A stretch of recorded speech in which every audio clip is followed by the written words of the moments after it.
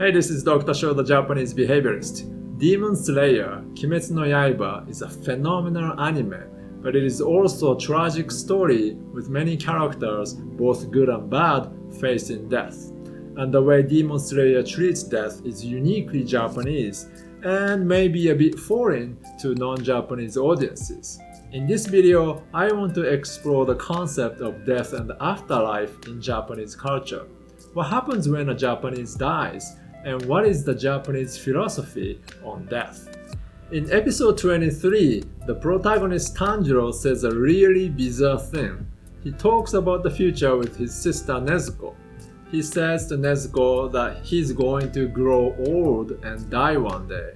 He says if Nezuko continues to live as a demon after he dies, she will be alone and that will be too lonely for her. He promises he will find a cure and turn her back into a human. What?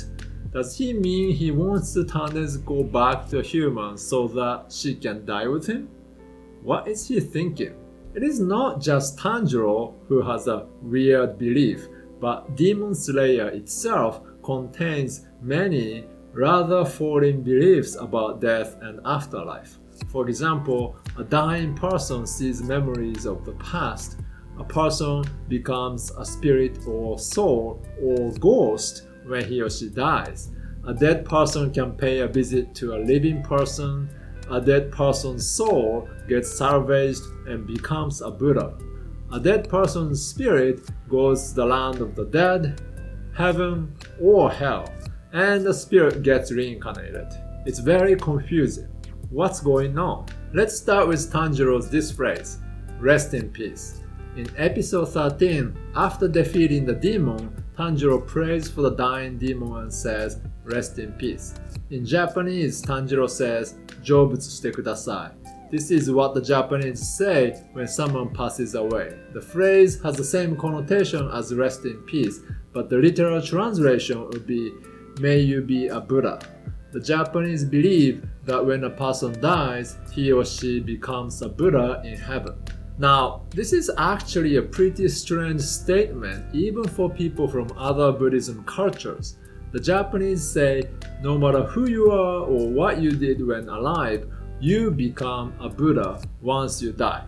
If a non-Japanese Buddhist monk hears this, he would go crazy because normally it takes years and generations of worship and practice to become a Buddha, if at all. But the Japanese somehow came to believe that everybody becomes Buddhas when they die. Well, that sounds too good to be true, doesn't it? There is another strange notion in here. Their souls or spirits go to heaven. When people die, their spirits go to heaven and becomes Buddhas. Again, this is actually a very puzzling idea, but somehow this became a standard belief in Japanese culture. Let's unpack what's going on in here. First, Japanese culture can be seen as a mishmash of three different traditions. Ancient Japanese culture, which roughly corresponds to Shintoism, Chinese culture, which includes Taoism, and Buddhism. What we perceive as Japanese culture today is actually a mix of these traditions. In Shintoism, there is a place called Yomi no Kuni, where people go when they die. In Mugen Train arc, Oyakata-sama says that he's not sad to hear Rengoku's death because he too goes to Yomi no Kuni soon. Yomi no Kuni is a land of the dead, which is not really a heaven or hell. It is the underworld where all spirits go. When Chinese Taoism arrived, the Japanese Shintoism adopted the notion of heaven and hell. The spider demon actually mentions hell in episode 21. He says that he will go to hell because he killed so many people. The idea that bad people go to hell came with Taoism. So the Yomi no Kuni got split into heaven and hell with Taoism. Furthermore, when Buddhism spread in Japan, all the ancient gods in Shintoism and Taoism traditions are merged with the Buddhism world. So when Tanjiro speaks to gods in episode 10, he's referring to gods and Buddhas in general, and there is no distinction. The notion of heaven also merged with the notion of Buddhism Pure Land, which is a version of heaven where Buddhas reside. So the Japanese now have Buddhism Pure Land as heaven and Taoism hell. Then something interesting happened. People began saying that the almighty Amida Buddha in the Pure Land can save anybody's spirits because he's almighty. Thus the idea came that Amida Buddha will bring your spirit to heaven and turn you into a Buddha regardless of your deeds on earth. Because, well, he can. This is a uniquely Japanese way of thinking. And this can be seen in Demon Slayer repeatedly. In episode 21, when the spider demon faces death, he apologizes for his wrongdoings to his parents and believes that he goes to hell. Then what happens next is that his parents' spirits come to him and show their love to him. His spirit is forgiven and saved. And this happens to almost all the demons. Their spirits are always salvaged when they die. Why?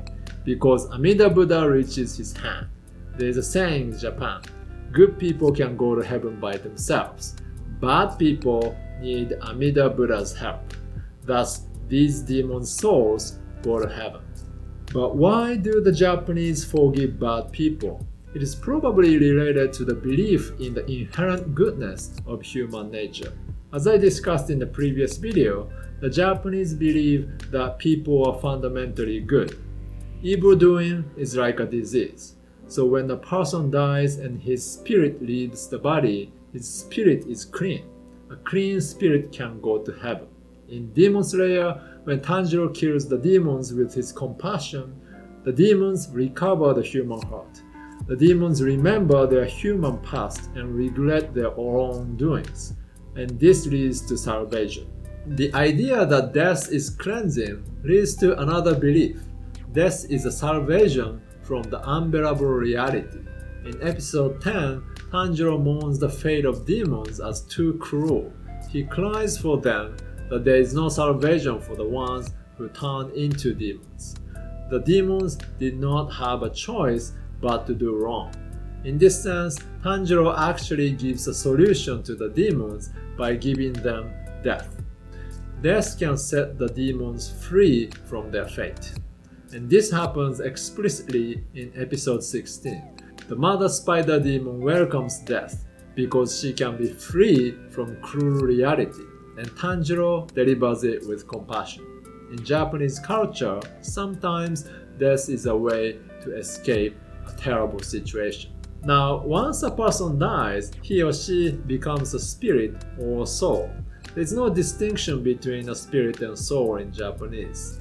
When one becomes a spirit, he or she can have some freedom to move around between heaven and earth. It can go to heaven, or it can stay on earth, or it can pay a visit to friends. In the Mugen Train arc, Rengoku's mother's spirit pays a visit to her son when her son needed her. Tanjiro's mother and father also pay a visit to Tanjiro and Nezuko a few times to support their journey. But sometimes a spirit gets stuck on earth despite its will. When a person has a strong grudge when dies, that person's spirit gets stuck in this world unless the grudge gets resolved. These spirits are Japanese ghosts. In Demon Slayer, Tanjiro meets the spirits who are killed by the demon in episode 3. Once Tanjiro defeats the demon who holds their grudge, these spirits go to heaven. What is interesting about these spirits is that some of them are actually good ghosts who can help you and guide you. Once the spirit reaches heaven and becomes a Buddha, it will get reincarnated back to earth. What? Yeah, it is again a deviation from Orthodox Buddhism. In Buddhism, you don't get reincarnated when you become a Buddha. The whole point of becoming a Buddha is to get out of karma. It's pointless to become a Buddha if you go back to earth. And even if you are to reincarnate, reincarnation is typically instantaneous with death. For example, in Tibet, when the Dalai Lama dies, his spirit is reincarnated into a new body at the time of his death. But in Japanese culture, the spirit has a vacation in heaven before coming back to earth. But why reincarnate? This is because the Japanese see life on Earth as generally good. In Buddhism, on the other hand, reincarnation is a sign that a person's spirit is not pure or holy enough to become a Buddha and enter nirvana. It is a burden to go back to reality because life is seen as bad. But in Japanese culture, reincarnation is a good thing and people wish to come back on Earth. In Demon Slayer, Tanjiro wishes the demon to get reincarnated back to Earth and have a better life as a human in episode 5. Japanese are optimistic about life on Earth. When you see death and afterlife in this light, you might be able to understand the bizarre statement Tanjiro made in episode 23.